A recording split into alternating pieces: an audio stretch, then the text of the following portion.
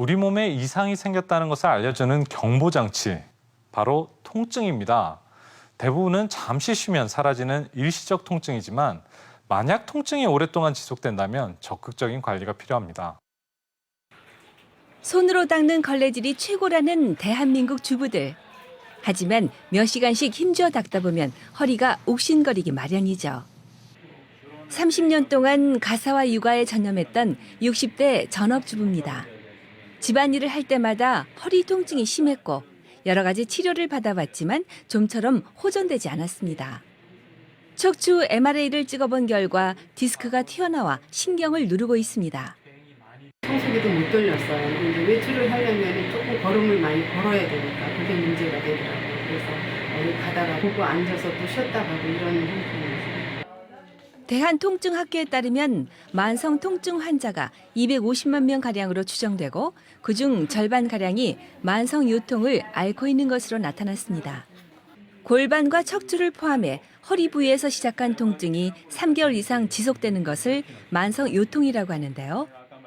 특히 남성보다 여성 환자가 무려 2배 가까이 많습니다.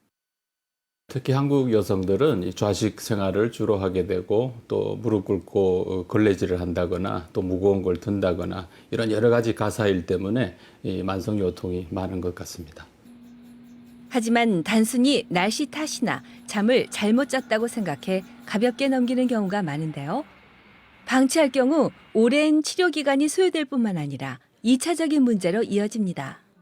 더 지속이 되다 보면은 이제 심리적인 영향도 미쳐서 우울증에 빠진다든지 그리고 밤에 잠을 잘 못 잔다든지 이런 여러 심리 현상도 같이 동반되게 나타나게 돼서 급성으로 된 요통을 만성으로 전환되지 않게 하는 게 가장 중요한 치료 관건입니다. 먼저 수술에 앞서 경구용 약물이나 물리치료 등으로 적절한 통증 치료부터 해야 하는데요.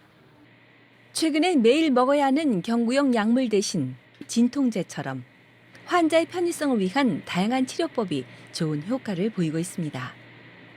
연한 살 부위에 붙여서 진통 효과가 일주일 정도 지속되는 패치가 개발되었습니다. 위에 붙이고 샤워를 해도 괜찮고 그리고 특히 이 진통 효과가 지속되기 때문에 이 밤중에 효과가 떨어져서 깨서 진통제를 먹는다거나 이런 불편감이 없이 지속적으로 진통 효과를 기대할 수 있기 때문에 누구나 한 번쯤 겪는 허리 통증. 나이 탓으로 돌리기 전에 올바른 생활 습관부터 점검해 보는 것이 중요한데요. 장시간 앉아 있을 때는 자주 일어나 몸 전체에 스트레칭을 하고 허리에 부담을 주지 않도록 적정한 체중을 유지하는 것이 좋습니다.